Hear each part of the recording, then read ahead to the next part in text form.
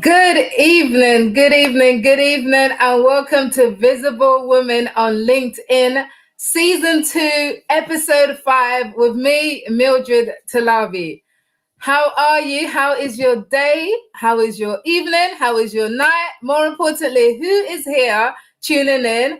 Let me know in the comment ASAP who has tuned in with us right now, because I am so excited. I know I say this every week, that I'm so excited to be here. That's because I am, right? But right now, I'm being like bad mummy. My kids have been on their tablet for like the last, I'm not going to tell you how long. It's been a long time, because both me and daddy are doing live sessions at the same time tonight. So it's bad mummy mode, but thank God for tablets. That is terrible. If you've been a bad mummy today or any time in this lockdown, let me know in the comments, right? But I'm so happy to see you tonight. Good evening, and thank you for joining us again for another exciting episode of Visible Women on LinkedIn. So, who is here? Leandra. Hi, Leandra. You beat Sandra to it today. You beat Sandra to be the first one to say hello. Hi, Leandra. Hi, Sandra. Hi, Chris. Chris is in the house. Hi, Sally. Jane is here, prepped and looking forward to another great night. Absolutely, it's going to be another great night, Jane. Denise, hi, Denise. Denise, I think this is your first time joining us live. Welcome, welcome, welcome. Great to have you here. Good to see you all tonight. Wow, it is Thursday night. Friday is tomorrow. It is episode 5, which means we've only got one more episode of Visible Women. Oh my God, what are we going to do on Thursday nights? We're just going to have normal, boring Thursday nights. Hi, Nancy. Mickey is here. Oh my gosh, what are you doing here, Mickey? Good to see you. Welcome, welcome, welcome. Hi, Barbara. Good to see you here, Barbara. LinkedIn user from I've always hated this word, right? Please forgive me. I'm going to butcher it. Massachusetts. Did I say that right? I have always hated that word, because I look at it and my brain just can't figure out how to pronounce it. So I just blurb it out, But I'm glad you're joining us. I'm glad you were joining us from Massachusetts. And yes, lazy parrot mode. I'm glad you can relate. It's not just me. Good to see. Denise, your third time. I'm so sorry. I think this is your first time saying hello properly, right, though? If not, forgive me. But either way, I'm so glad that you're here tonight. Liz is in the house. Yay! Yay, yay, yay. Good to see you, ladies. Ladies, this is awesome. It's so good to have you here, because this, for those who are just joining in, and this is your first time watching either live or on replay, Visible Women on LinkedIn is all about what the title said. It's all about awesome women. There are so many amazing women. I was having a conversation with somebody yesterday. Was it on Clubhouse? I can't even remember if it was on Clubhouse or on the phone. I talk so much sometimes, but I was having a conversation and they were like, LinkedIn is very much a male environment, isn't it? So a lot of women I know don't feel like coming onto LinkedIn because I feel like it's very much a male environment. I was like, no, it's not the truth. The truth is men tend to be more visible on LinkedIn. That's why you see more of them, which is why this whole mission that I have is to get more women visible on LinkedIn, to start showing up, standing out, representing your brand, representing your business in a way that you can connect with the people that you want to work with, build your tribe, and just have a better life. Doesn't that sound good? So this show is all about bringing you women who are doing just that on LinkedIn, women who are amazing businesswomen in their own right, amazing leaders, and who have tapped onto the power of this platform to build their visibility. So I have such an awesome woman tonight that I'm going to bring on in just a second. And I'm so excited to have her because, my God, she had my head spinning when I started reading all the different things that she does. So I'm sure she will have your head spinning too with how amazing she is, right? But yes, okay, LinkedIn users, I don't know who you are, but I'm so glad you're here. I don't know why your name is anonymous, but yes. Thank you. Let's all show up. Liz, it's not a male environment. Absolutely right.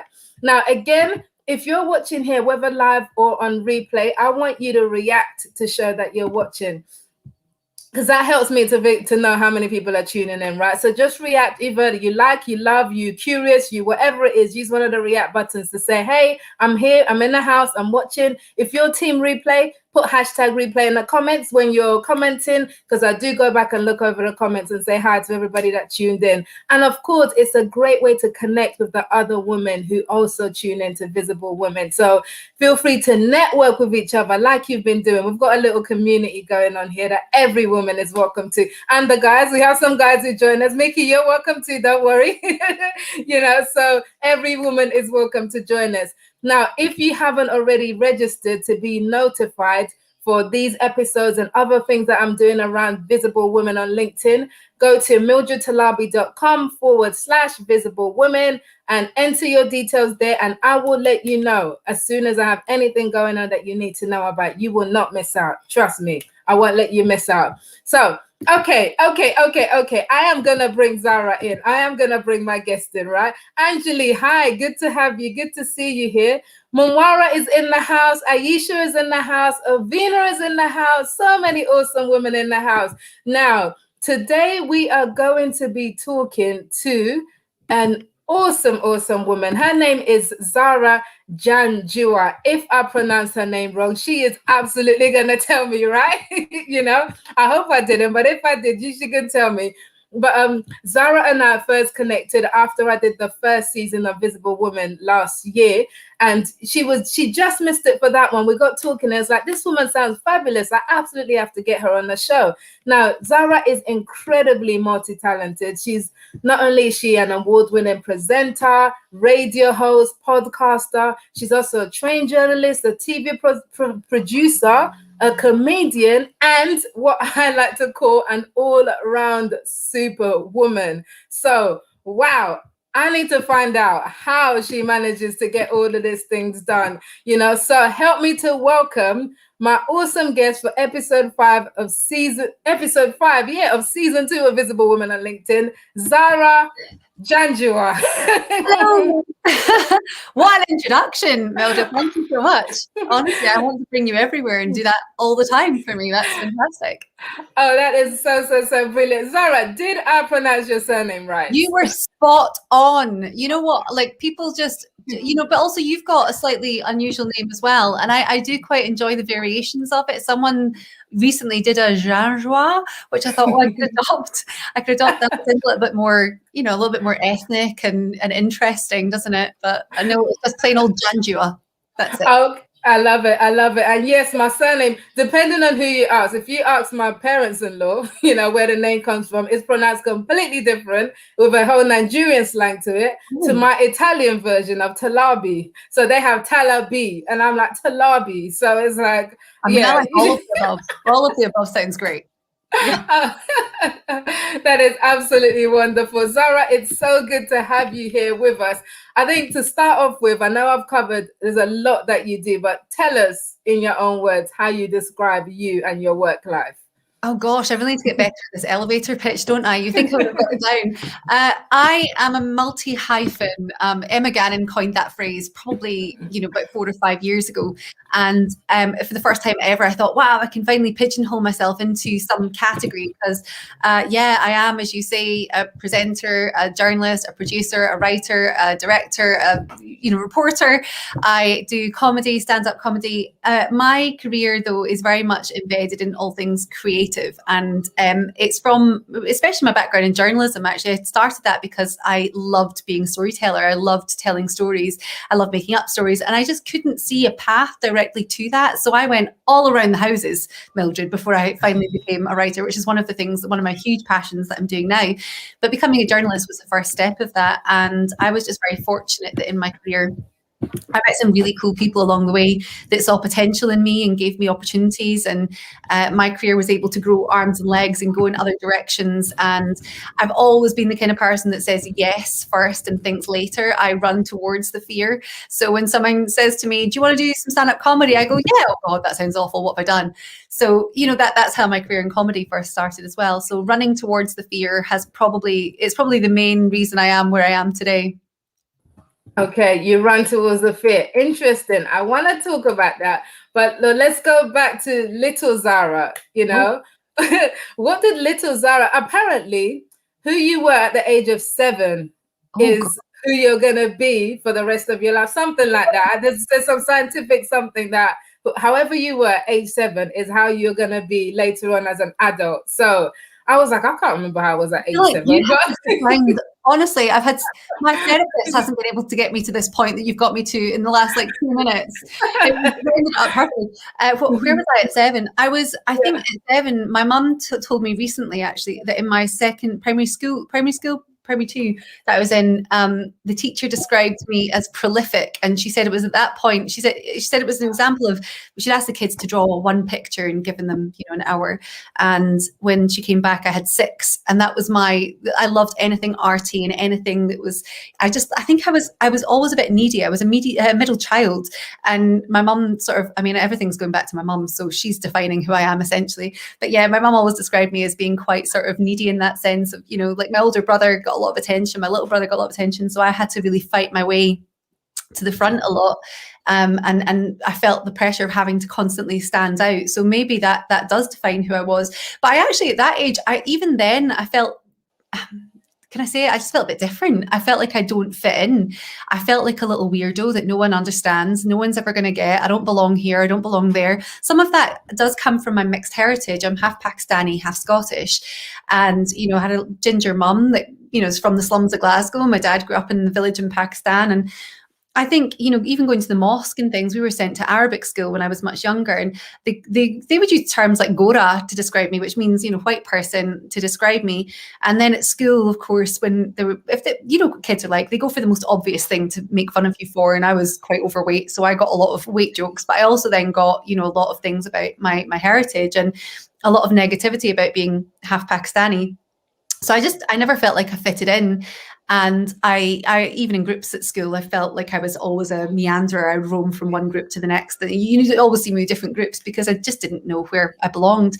But actually, in later life, I realized that's a real strength is not fitting in, not fitting in and being able to embrace that, which has taken me a long time to get to. But certainly now, and especially being a creative, I can say it's probably my biggest strength is being an independent thinker. Thinking for myself, not choosing to, run with the crowd and not choosing to look at what everyone else is doing. I just try and do my own thing as much as possible. Mm-hmm. Okay. So I know I read up about your parents, from being from, Pakistan, your dad and your mom from Glasgow. Tell us about that love story. What did they tell you? How did they meet and connect? And I know those times weren't probably as open as we are today. So I'd love to know about that story and how that affected your upbringing.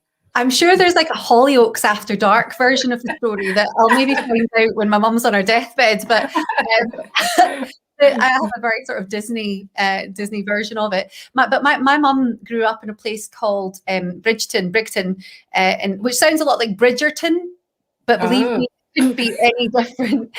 The slums of Glasgow. There were like machete gangs and stuff at that time in Glasgow wandering about the streets. My mum was quite poor growing up, and her father became very, very ill when she was quite young, but she was incredibly smart. Mum's the smartest woman I know. She just retains information.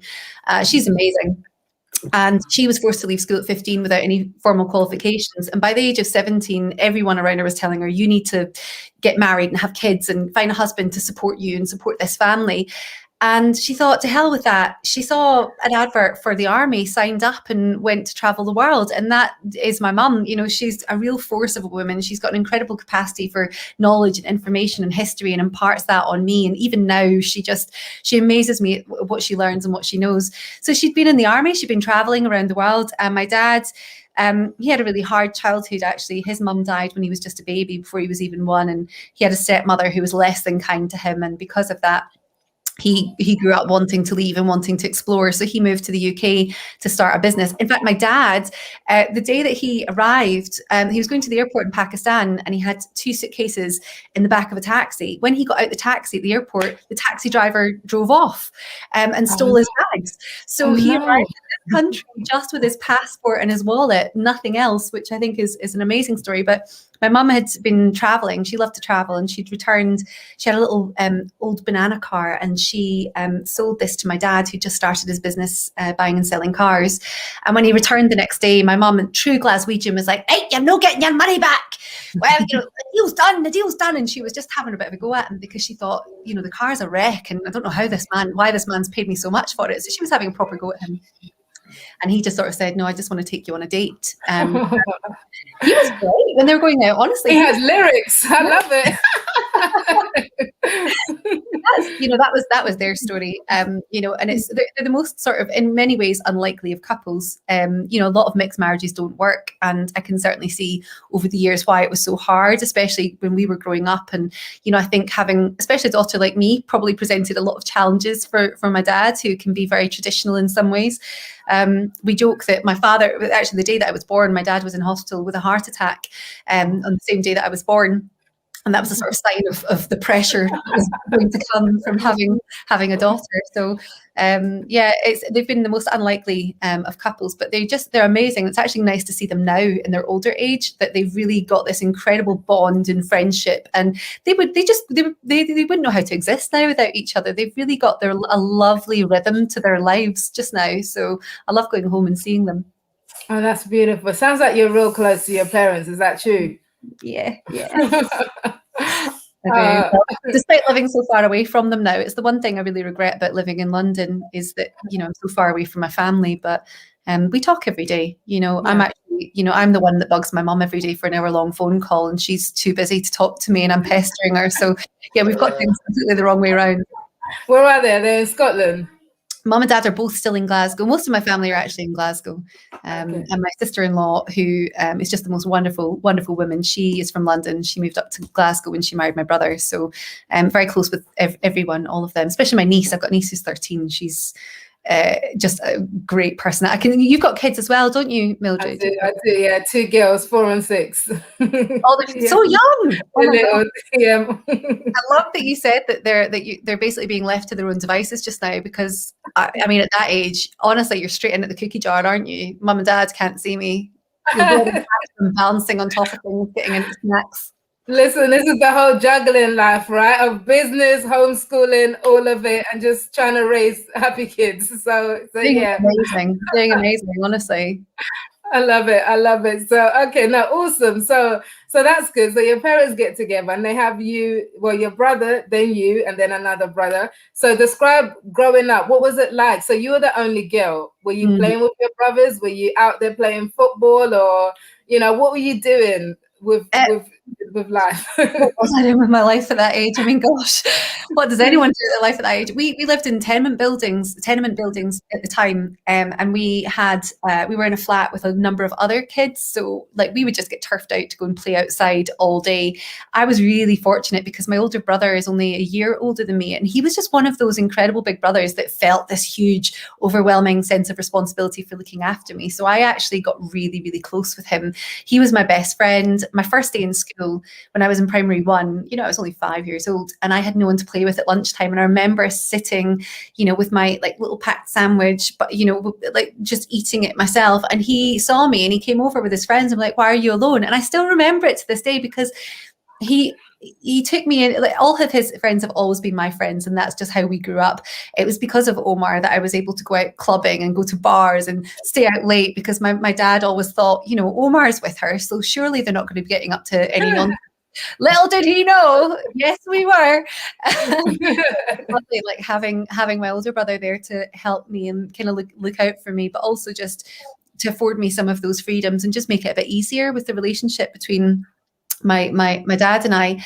But growing up my mum cooked every night. I grew up with some parents that prepared food fresh every day, which was probably one of the biggest impacts, I would say, in my life now as an adult, where I find it very normal to buy fresh food and prepare every day, and be experimental in the kitchen and understand how to cook.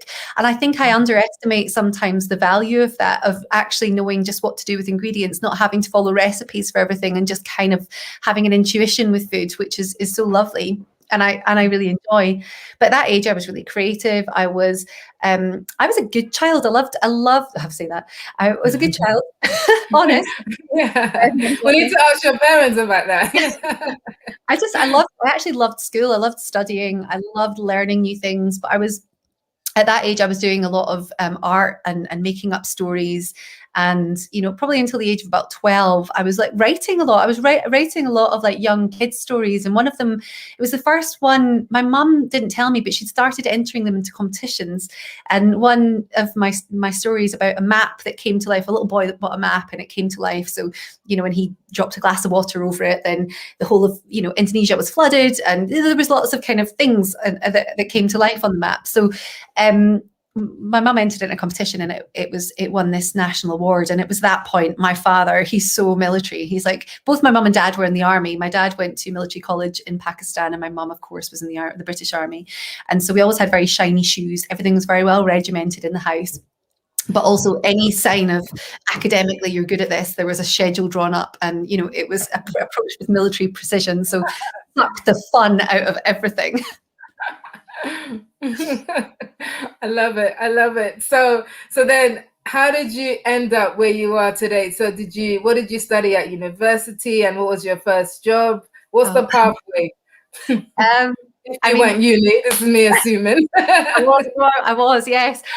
But being very creative, I obviously studied business management. It makes no sense whatsoever. So I went to university and studied business management as an undergraduate degree. Mildred, I'm going to be honest with you, I get sacked a lot.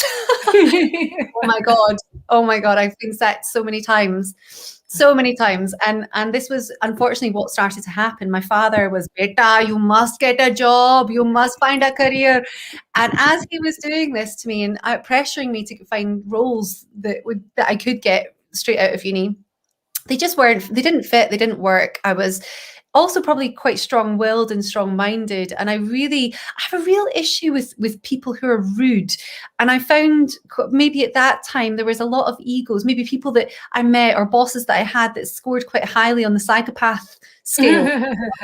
Those ones. And I just thought, I ended up getting sacked from a job that I had in this marketing role in a firm. A new startup, and my father really laid into me and was like, "What are you going to do? You must do something. You're a disgrace," And I said, "I promise I'll find a job." And I think it was what I can only describe as a brain fart moment that I had when I was looking online for jobs, and I found a job, but I didn't tell him what it was until the day before. And I was packing a bag, and he said to me, "What is it you're doing?" And I said, "Well, I found a job, Dad. In fact, you need to take me to the airport tomorrow." And I said, "Oh, mashallah, this is fantastic. What are you doing?" I've got a job working in a rum bar in Bermuda. He was It was so angry. But I was leaving the next day. So he drove me to the airport and that was it for a year. So year gave him enough time to cool down. I had a blast. I had a great time. I do think that there was a few years between me leaving university where I did just travel a lot and explore life. And I was really reckless and I took lots of risks and, just had like a lot of fun. But then I realized I needed to start, doing something with my life. And so I went back to university and studied a master's in journalism. And at that point, I was really driven, and as I still am, I work at the moment on a 50-50 model. So half of the work that I do or the time that I spend is on philanthropy or charity projects or things that are in line with my own values. But when I started out in journalism, I took a job working for the Scottish Human Rights Commission as a journalist. I was also working for the Innocence Project. So we were investigating miscarriages of justice and drafting appeals to the Scottish Criminal Case Review Commission. Those were two of my first jobs. There's no roundabout way of saying this. I was dedicated to issues that I felt passionate about and that really did align with my values. I mean, I did become a journalist to tell other people's stories, and I felt like that maybe I could help change something. So the money was rubbish. It was so bad, which is just what it's like in journalism, especially when you start out. And I wasn't expecting that. So I was offered a job in the oil and gas industry as a technical journalist. Oh, exciting. I lasted probably about 6 weeks in that job. I think it was about 6 weeks that I lasted, and just couldn't do it. I mean, that was actually one of the sackings. In fact, I say that it was mutually agreed. However, I just couldn't do it. I just absolutely hated it. And, you know, they didn't know what they wanted from that role as well. And it was more marketing than anything else, which was really just, anyway, it was a really difficult time for me because I'd moved to Aberdeen. I was really fortunate though, because STV, Scottish Television at that point, were looking for editors online, and I joined there. But it was like, joining there, I had never experienced broadcast before. I was a print journalist. I was used to writing stories. I hadn't seen fast-paced environments with breaking news and just that lovely energy that exists in a newsroom. So when I was there, I was like, oh my God, I'm staying late to work the auto cue. If anyone needs anything, I'm here. I would stay late almost every night when the news went live. That was when I was due to finish work, but I would always stay for an extra hour, maybe an hour and a half, just because I loved it. I was like, gosh, if you need someone to work the auto cue, which they inevitably always need someone to do one of the lackey jobs, just hang around. And after a while, someone had seen that I was really keen to learn more. And it was actually the lead journalist and presenter. And she took me to the side and said, listen, no one's going to help you. So let me give you a hand. We're going to get you, in presenting. We're going to teach you how to present. We're going to get you a show reel. And within 6 months, I was offered a job as a presenter in Edinburgh for the News at 6, which was our biggest news program. So because of her, that led me down this path into television, and that's everything has led from there. I was a news presenter for a long time, and then got offered the chance to move into other types of shows, and that's really the catalyst for everything. Wow, amazing. So right there, you touch on the power of having a mentor or a sponsor, somebody who's looking out for you, so that's important. Totally. Now, the media can be, how should we put it? Let's just say not that diverse. Let's put it at the environment, not that diverse, right? So having a surname like Janjua, has that ever affected you to your knowledge? I think I'm not going to say directly, because I mean, look at me, I especially because I've not had a holiday in over a year, Mildred, I'm changing race. I'm going more towards the Scottish side of my identity than I am the Pakistani side. I think what's been interesting for me, I mean, it's when you say diverse, and let's consider that in all its meaning. We didn't have anyone of mixed abilities working on our shows for a long time. We didn't see a spectrum of colors, diversity, range. And what's interesting for me though is that there are stats out there. Diversity is good for business, but what I can say is, having this very diverse career, I realize how much richer my life is and how much richer my knowledge base is. I have more unique thoughts, independent ideas. As a business, we need that. And I don't think the content was as good, the output was as good because of that. I think it was definitely affected. I had real issues working in broadcast for a while, and I think that mostly it was through being a woman rather than necessarily my race. But I feel very passionately about increasing visibility of BAME, especially BAME women in this industry, because we just don't have enough. So now I'm mentoring women, and that's, I'm certainly reaching out a lot more to women who want to enter this industry, and especially now because it's very difficult actually to get that experience. The world's closed down. No productions really are taking on anyone extra, anyone to shadow. Those opportunities are decimated. So it's really, really hard. But I experienced quite a lot of sexism, outright sexism in the industry, conversations that would happen in front of us that I'd maybe be giving too much credit to say it was unconscious bias. I think some of the conversations I heard were really disgusting. I worked for a while in a very male-dominated environment where I was one of two women, and I was consistently being told to get back in my place. And in some ways that they didn't even necessarily fully acknowledge or realize. I felt like I really had to fight to be heard, and I did have some seniority there, and I should have had the ability to impart my views, my opinions, creatively especially. And my voice was always being dimmed, and I fought really, really hard to speak out. But to give you an example, usually we would all sit around and come up with ideas for what would be in a program. I've worked on many programs, but on this one in particular, it was a very idea heavy. We would sit and talk for a long time about what kind of things we were going to introduce to the show. And they got so sick of me pulling them up about things they were allowed to say and weren't allowed to say, things that they did on computers, things that would say about women's and women's bodies and things in front of me, and especially young women that we had on the program to shadow that were still in university. And I would say, I'm sorry, but this is unacceptable. You need to go and apologize. I don't want her thinking that this is the industry that that she has to come into, and that she needs to deal with that.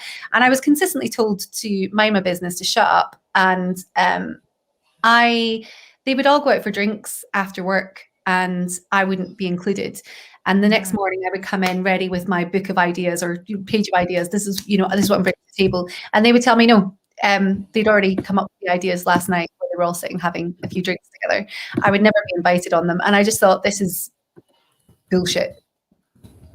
Absolute bullshit. And that's the kind of stuff that now, I think, thankfully, because of everything that's happened in recent years, people are really having to, I think, certainly I am seeing men especially beginning to think twice. And when it's brought up, they have to pay attention to these issues when they're raised. So I'm so sorry if your children just heard me swear, did they? No, don't worry. Only I can hear you. And to anyone else at home, terribly sorry about that. Yeah, wow. There's an expression you just used. Sorry, I can hear them squabbling. And girls, please stop squabbling on Mummy's live. There's like one last Kit Kat left. Oh God. But there's an expression you just used about your voice being dimmed, and Chris says she can relate. I can relate to your voice being dimmed. I've been there. So I love that expression, because you said it's being dimmed. Yeah, so how did that affect you, like emotionally, mentally, outside of that environment when you got home? You've got you lose confidence, I think, when you're not around people that understand you or that are willing to give you space to be yourself and to be who you are and to nurture you. And at the time I had a lot of conversations about it, because I didn't really know what else to do. The job itself I really loved, but the people mostly, I mean, I'm very fortunate that I made some great friends there and people that I know still. But, I think, the place that you work, it can really affect how you feel. And I need to be in an environment where I enjoy people that I work alongside, and that I feel like I'm contributing value, and that, the thing is, we're all learning. I'm not going to say in any way that I was perfect back then. I definitely had my own issues and, made my own mistakes and had my own failures up. It's not to hold people individually to account. It's more as a broad context to the issues and what those are. And I'm always very careful not to directly sort of name or shame or mention, because I just think, what's the point? I'm not perfect. I certainly made a number of mistakes and things that I regret and don't appreciate, would never do now. We are on a lifelong journey for learning, and at the time I felt very alone. I felt like I didn't have as much confidence as I certainly have today. And I could see the impact of it really wearing away at me. I didn't necessarily have anyone there that was willing to really understand or listen to me and help me with my career. And I was still quite kind of relatively new into the career. So yeah, I mean, it's the best advice I would have for anyone now is that, never stay somewhere that you're not valued, and never stay somewhere that, you're not appreciated and that you can't add value. And especially, you have to speak out. If it's something like this, it's not necessarily about you moving, but if it's something like this, you absolutely need to say something. And actually, I regret now not escalating it. I regret now not taking it to, senior people in the company or speaking to HR about it, or, I really do regret that, because I think it could have changed, but instead, the situation changed and I moved on. So it's a big lesson for me, though, is that, I've certainly learned to embrace who I am and understand that, we're not all going to get on, but ultimately I need that anywhere I work, to have a relationship with people and to feel close to people, or to be on friendly terms at least with everyone. Absolutely. So what did you do? Did you just quit the job, or what happened? I was lucky, actually, that the situation itself changed. I was presented with a different opportunity to move into a different program, and it was constantly changing. But I got the opportunity to do something else, and that's how my situation changed, and the group of people that I worked with changed, the location changed, everything changed. And what's interesting now, though, is I do look back on that time and what we were perhaps trying to achieve with that particular program, and everything that has followed in my career since just shows that they missed out by not having me more involved. Like, it would have been so much better if we had more diversity, if we had different voices, instead of it being dominated by predominantly white men, which is what it was. So everything that you're saying, I absolutely agree with. And honestly, it's my biggest driving force at the moment is how can I've been going to universities. We used to partner with a couple of universities when I was working in Scottish television. In STV, we partnered with a couple of universities then, and had people come in, had students come in. And as an individual now, I sometimes get opportunities to work on projects, whether it's podcasts or shows or whatever else I'm doing. And I went back to these universities and said, listen, I am really keen to, try and help some people, especially young women in this industry. Can you tell me if there's anyone that I could particularly make an impact with, or anyone that I can help directly? And it was really important to get a few names. And so I have been helping some women from these universities to get their first bit of experience in the industry, and help them with projects or put them in touch with contacts. And actually, even now, I'm a sucker. Like, when people get in touch and just say, can I get some help with something? I find it really hard to say no. It's really, really hard for me to say no, because I think back to Andrea Breimer. I just want to give her a shout out, because I always give her a shout out. Andrea Breimer, who was that one person that just said, I think you can do this. I'm going to go out of my way and help you. I didn't ask her. She came to me. And if it hadn't been for her, I genuinely don't know what I'd be doing today. I have no idea. If she hadn't helped me get into television, who knows? Who knows what I would be doing now? And I'm so happy with everything that I've done. So we all need to pay it forward, and I'm recognizing now, especially that time is now for me. It's, I can't keep on waiting and spending all my time advancing my career, or, putting effort into the causes that I deem appropriate. I need to now be looking at passing it on. That's really important. Yeah, no, I love that. That is so great. And that I have many one persons, to name, but I'll shout out Adeline Isarine. She's the one that helped me get into journalism way back in the day when I was a little 17-year-old fresh-faced young person. So yeah, mentors are important. People who believe in you and then just champion you. It absolutely makes a difference. So yeah. That is awesome. So you've got this TV career going, and now today you do radio, you do presenting, you do speaking. How did you start diversifying your portfolio, so to speak? Good question. I think when you work in TV, at the time that I started diversifying, I had gone from being a news presenter to working in entertainment, doing daytime programs, sports shows. I was covering a vast, I was doing cookery programs. I had some amazing opportunities with this job, the first job in TV that I ever had. And what was great about it was that because it was such a small team, they didn't just teach me how to present and to report or give me those opportunities. Sometimes there wouldn't be a producer for the show, or an assistant producer, or they didn't have a camera person. So they sent me on a course to learn how to work behind the camera as a video journalist. They taught me how to edit. So I was doing everything. And honestly, some days in that one program, I'd be out in the morning filming a VT, working behind the camera. I'd come back, I'd edit it, I'd be given a live broadcast to do that night, or I would be in the studio presenting. And it would be such a vast, array of jobs that I would have, and I'd be doing them regularly. So actually, when I was made redundant from that job, and I remember it was, oh my God, it was like a week from, I would say it was a week from hell, but it was actually the best week of my life in hindsight. I was made redundant. My very serious relationship ended in the same week. And I just went, what the hell am I going to do in my life now? I just thought I'm never going to work on TV again. And I just thought I'd always wanted to move to London. And so by that point, when you work in TV, people do come to you and say, do you want to host an event? It's a similar kind of thing. And I think it's interesting if you were to create like a spider diagram of, all the jobs that you can do. Each and every one of those skills could lead on to something else. And, by the time I left that job, I was able to produce, film, edit, live event host, present on TV, be a reporter, write articles. From that, and actually by that point, I started doing stand-up comedy because we were working for a late show at one point, and we had comedians coming in all the time to do live shows with us. And one of them heard this story, and I won't repeat it, but I was doing a beauty strand for the program at the time, and I did a colonic, and it did not go well.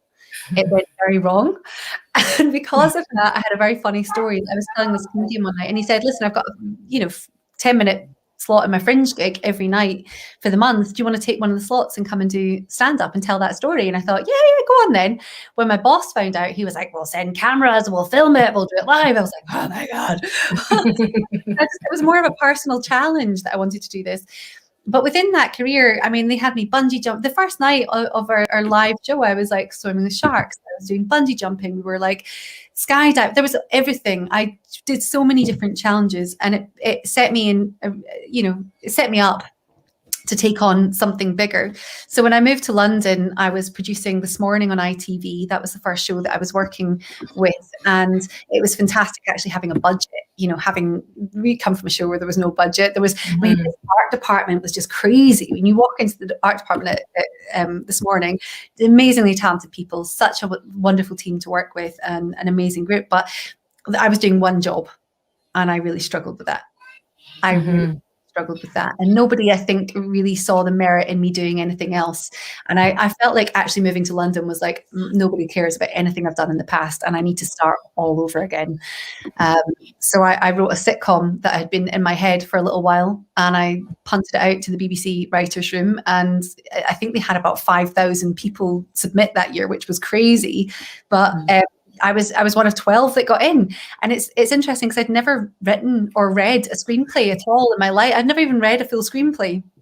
And actually, when people ask me now, how do you, because now that's one of the main things I do. And when I read, actually, interesting stat, less than 11% of comedy in the UK on TV is written by women. Isn't that terrible? That is terrible. Isn't it? Wow. I didn't know that. We need to change that. I need to change that. But, I think that there's such strength in just doing your thing. And if I had, because especially as women, I feel like I meet a lot of women that want to do it, but they say, oh, I need to do a course and I'm not very good at this, and maybe I'll write a few and see how it goes. And I felt it was shockingly bad. I felt like it was so bad that I was sure I was going to be on a blacklist somewhere from the BBC. They would read this, they would be sick on it, they would throw it in the bin, they put my name on a blacklist, and I was never to be heard from again. I'm sure that was in my head. I thought, I changed a character's name halfway through and forgot to change. I just thought it was awful. So I took comedy writing for a weekend with Maddie Anholt, who's an amazing comedian writer. Because I thought it was so bad, and then found out I got in. Women especially, stop putting up these hurdles in front of you when you want to. If you want to do something, just do it. I think especially when it's in a creative industry, because you don't know what you're going to dilute, and don't try and do what everyone else is doing. You just have to find your own way of doing things, don't you? Absolutely. So going into comedy is not easy. It's not, because there's the potential of bombing, right? That huge fear of, that's huge. So I totally rate you for that. But what made you think you could do it? Have you always been funny, or is it just something that you just thought, let me have a go and do this? I will honestly give most things a decent bash.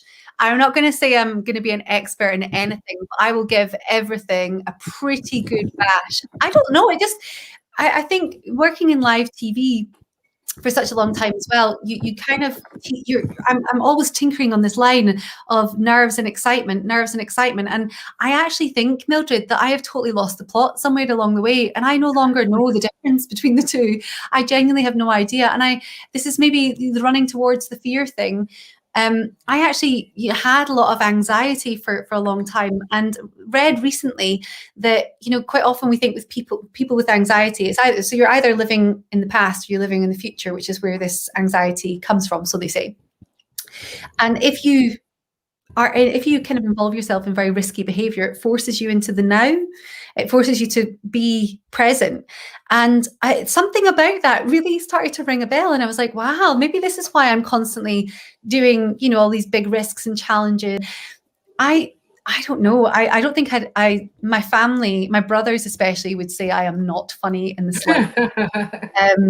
But within my group of girlfriends, absolutely, I'm the funny idiot. That's the role I play with my girlfriends, and I love the challenge of it. But I didn't necessarily think I was funny, and I don't know. Some people still might not think I'm funny. That's also okay.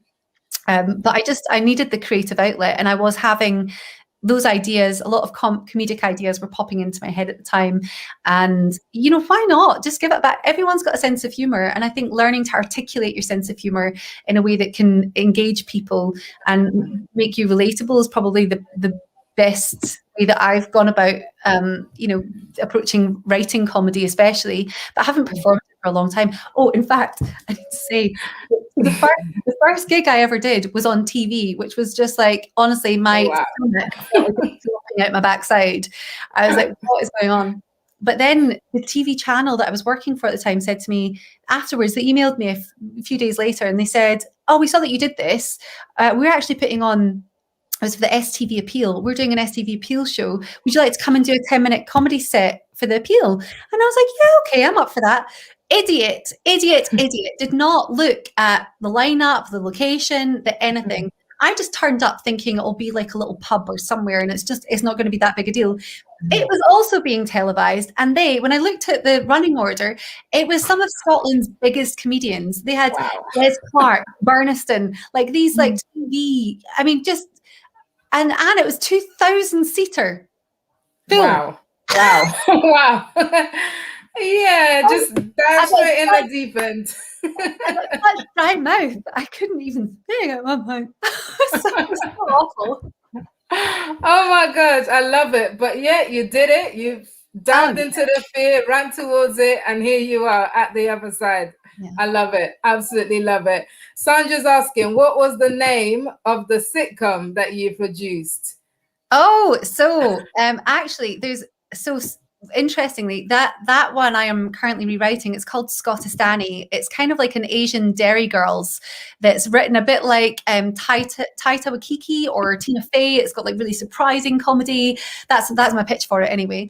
But it hasn't been picked up yet. But there's a couple of production companies that are interested. I'm just needing to rewrite it. But I wrote another sitcom, and it is about a Pakistani TV presenter who decides to undergo IUI, so sort of like IVF, but especially is really just having a baby with a sperm bank, but behind her family's back. And so obviously it's tackling some of the taboos in Pakistani and Muslim culture. Having a baby with a sperm bank just would not be acceptable. Yes. And I think maybe it's coming from a place of I'm 35 and single, and what might happen in a number of years' time is that might be something I want to explore, and that's how it started. But that's been picked up by a production company, and it's been optioned. It was optioned last year, and we've been working on developing that, which is really exciting. And I've just had BBC Studios commissioned a couple of comedy shorts. One of them just went live yesterday, which is really cool. So if you go into BBC Scotland, you'll see it on their or I love it. Zara J. You can see it on my social media, on Twitter and on LinkedIn. You posted it on LinkedIn, right? Everything. Okay, all right. I love it. We will definitely be checking that out. That is awesome. That is awesome. So I know, because I was spying on you online, reading up on stuff. I know there's all of these highlights in your life, but I know there was also some dark seasons that you had to go through. And I guess that kind of helped make you the woman that you are. I mean, you posted in one post on LinkedIn not that long ago about how you've been in an abusive relationship, and and you had to challenge racism and sexism. You touched on the sexism already a bit as well. Can you go into more of these kind of things God, that yeah. you I mean, it's overcame? interesting thinking about your step, isn't it? I had been in a. I mean, if anyone's been in a relationship with a narcissist, then you'll understand about coercive control and gaslighting and some of, really kind of shocking behavior that at the time, I mean, I thought it was me and I thought there was something really wrong with me. I was broken at the end of that and had no idea about, I mean, I feel like it's something we should teach in schools is, about these sort of personality defects and things that people that come into your life, what to watch out for. But for a long time afterwards, I was really broken and trying to understand what had happened. And it took me a really long time to figure out. And, as I say, I thought it was me. I thought this, I'm clearly not remembering things. We would recount, things would happen. There was never apologies. Things would get twisted so that then I was apologizing for something that I hadn't done. When we were recounting or recalling information from maybe an argument or a misunderstanding or something, he would convince me that my version of events, I just completely pulled out of thin air and that, I was wrong. And it was probably one of the worst things that I've ever gone through. After being with someone like that, it took me a long time to rebuild myself and to find myself. And yeah, I mean, I went through terrible anxiety and terrible depression.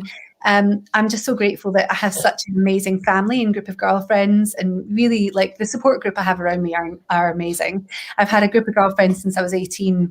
And, great friends I've met along the way. I have so much love in my life, and I'm so thankful for that. But it was them. They helped me rebuild myself, and they made me better. But also, I have a bit of a to hell with you thing about me, where there's a bit of something in there that's like, I am not going to let you be the one to define me and my life. And that was prevailing above all, that I just thought I need to keep putting one foot in front of the other. And the days where I don't want to get up and I don't want to do anything, I just kept thinking, I don't want this to be the point where my life collapses or implodes or whatever. I need to be constantly trying to do something. And I was losing my mind. And, it's interesting because I have spoken to, therapists about it since, and she was very much talking about some of the symptoms being like PTSD, which if you've been through a relationship like that, you understand it's so hard sometimes just to get out of bed in the morning and I was getting flashbacks and it was really awful. But on the plus side, that little thing in me that was going, to hell with you, I'm not going to let you ruin my life or, define who I am. That was the bit that prevailed. And what it actually led to now, I look back on that and I'm not only glad that it happened and that I was broken, but I'm actually really glad that I met him, because I learned so much about myself. I learned so much about, that in life. And I mean, I'm definitely going to write something about it. I've got a few ideas about how I can use it for my art, of course. I'm sure I will write something and do something, but I mean, it's shaped me. It's absolutely shaped me, and it's made me a much, much better person coming through something like that.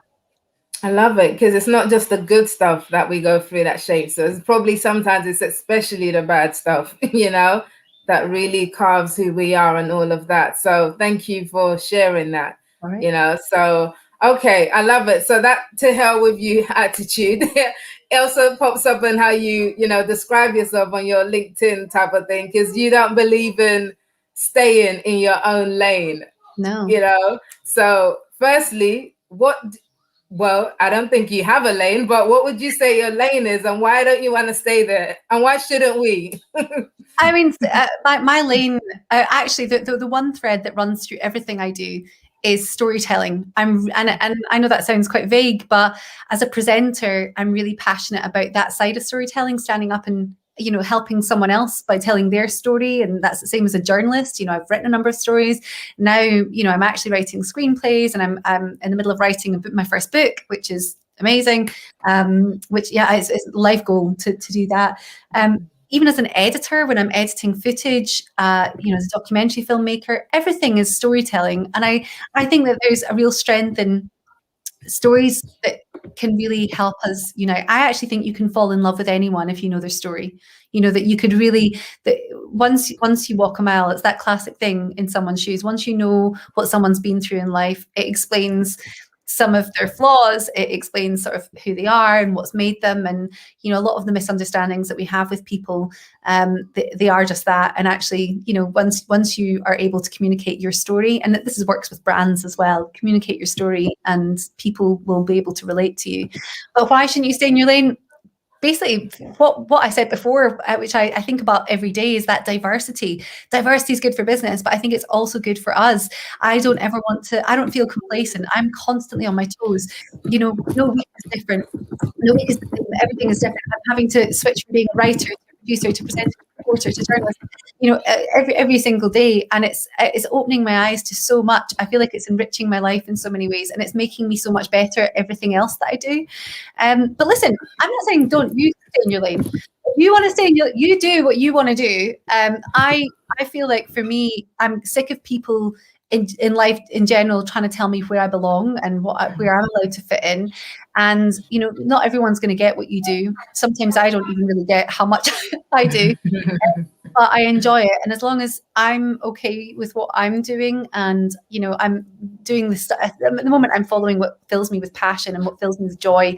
I want to have creative freedom, financial freedom, and just be able to work on discovering passion or inspiring creativity in other people. And if I'm doing those things in my life, I'm cool. I love it. Yeah, and at least you won't have any regrets. Like, I wish I did. Well, you're doing it all, so you've got no time to regret. You're doing it all, so I love that. I absolutely love it.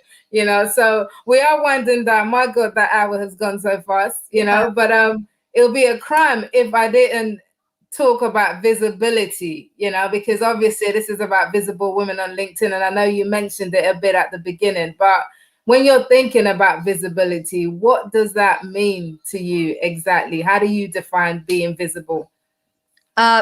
Personal branding was definitely something I began thinking about, especially this year. What is my brand? What does that look like? And how am I communicating that? Listen, people are not going to know what you're doing unless you tell them. And I think sometimes we have this real, especially, and I'm going to say it for women again, because I do, but although I have heard it from a few male colleagues and friends, you need to shout about it. There's this kind of icky thing of like, I don't want to brag and I don't want to, it seems a bit awful. 90% of the work I get now is through social media. And if I wasn't constantly letting people know what I was up to, making sure my website was updated, posting across multi-platforms, no one's going to know what you do. And actually, honestly, the situations in my life that have happened that have taught me that this is the right way to go. But don't think twice about bragging a little bit about what you're up to. When I was in a full-time job, I was strung out because I was desperate to leave and go full-time self-employed, which I am now. And it was the last job I had. I'd used up all my holiday to do other work and to do charity work. And I didn't know what to do because I wasn't being given any more holiday, and I hadn't even taken a holiday. I had a phone call from an old colleague of mine who said to me, there was an opportunity that came up, and it was an opportunity that was going to give me financial freedom and creative freedom for the year. And he phoned and said, we've been looking for someone to do this job, to do this bit of contract work, and we've been having discussions about it in our groups. And he said, I was on my way home and I was looking on Facebook and I saw that you've been presenting the business awards in London, and I was like, of course, it's got to be you. And so he was like, so I thought, I'm going to phone you straight away and see if you're interested in this. And I was like, yes. Next day, handed in my notice. Worked for a month, that would then give me the creative freedom and that I needed. And I just thought, if you ever needed evidence, there you have it. Absolutely. I love that.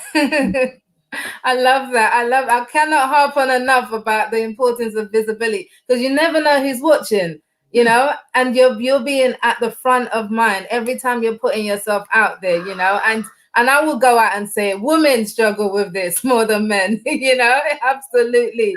But that has to stop. We need to stop it and start being visible, So yeah.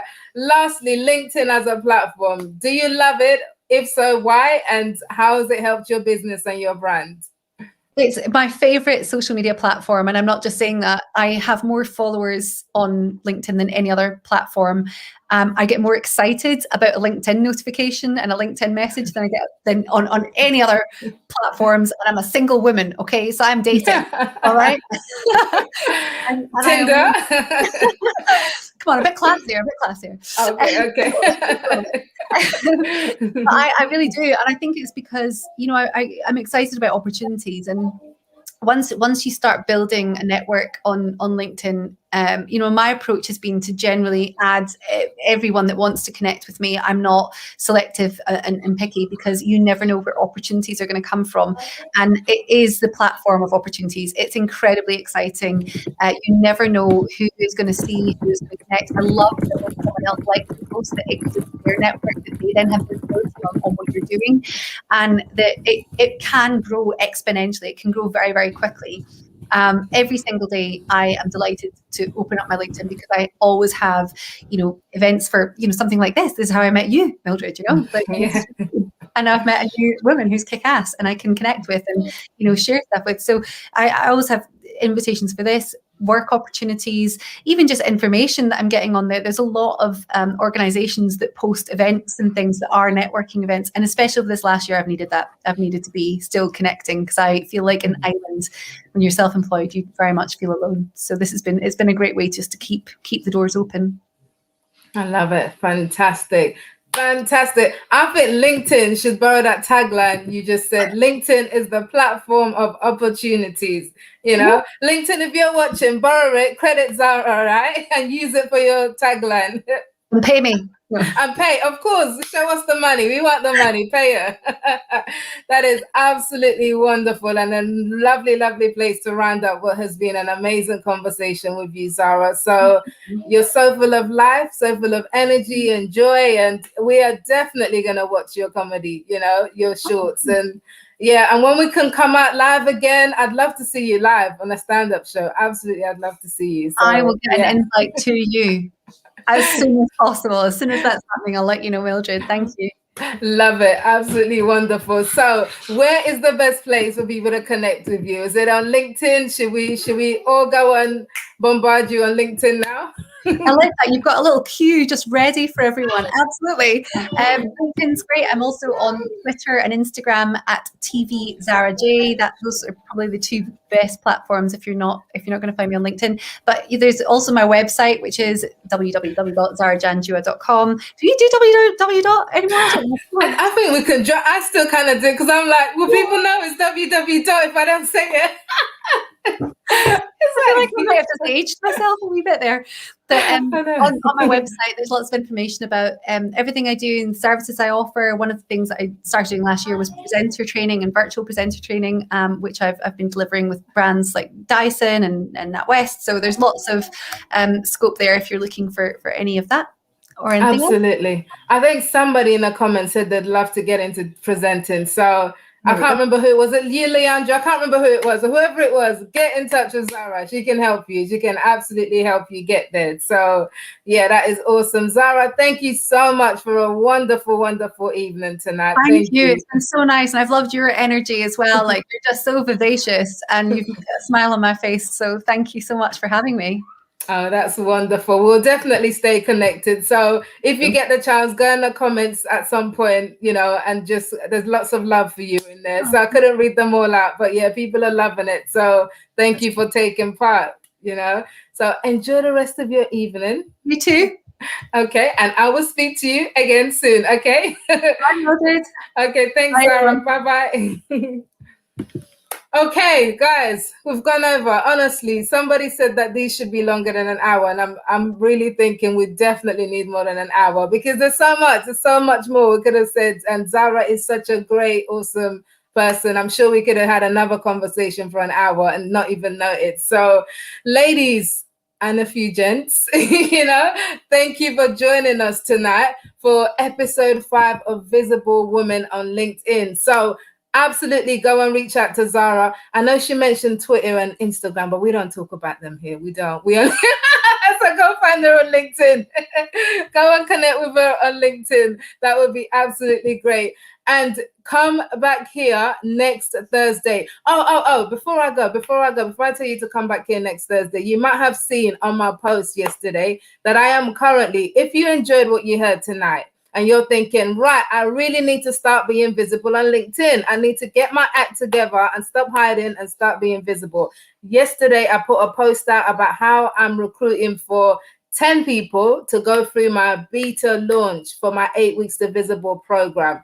Now you get to go through an 8-week program where you learn all the steps to do with things like finding your target audience, putting content out, how to present your profile, how to engage, all of the great stuff that helps you really start building your brand on LinkedIn as a platform. Now, I am launching the full program later on in the year, but for now, I'm doing a beta launch where I'm looking for just 10 people to take part in this program. So if you haven't seen that post, go check it out yesterday. But if you are interested, send me a DM because the applications close tomorrow, which is Friday the 5th. It is the 5th tomorrow, right? Friday the 5th of March at midnight. The applications close, and then I'm going to be selecting my 10 people from there. It is not a free program, so it's not free, but it will be heavily discounted. But send me a message if you're interested, and I will give you the link to apply for it. So, I had it on here. Look, it closes tomorrow, so go and do that.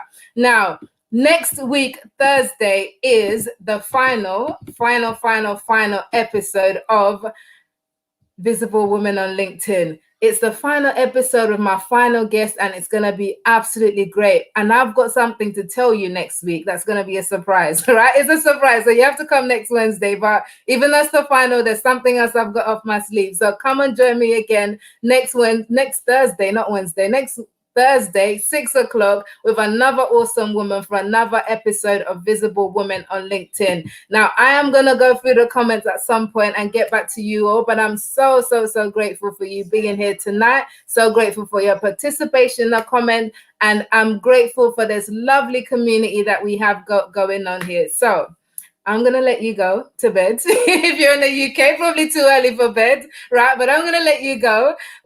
And then I will see you again right here next Thursday. So connect with me if you haven't already. If you're new to this and we're not already connected, reach out and connect with me. And of course, connect with Zara. And lastly, you can follow the Start Being Visible hashtag on LinkedIn so you can stay up to date with all the Start Being Visible things that are happening on LinkedIn. So with that, I am signing off. It's goodbye and good night until next Thursday. Take care, and I'll see you then. Bye-bye.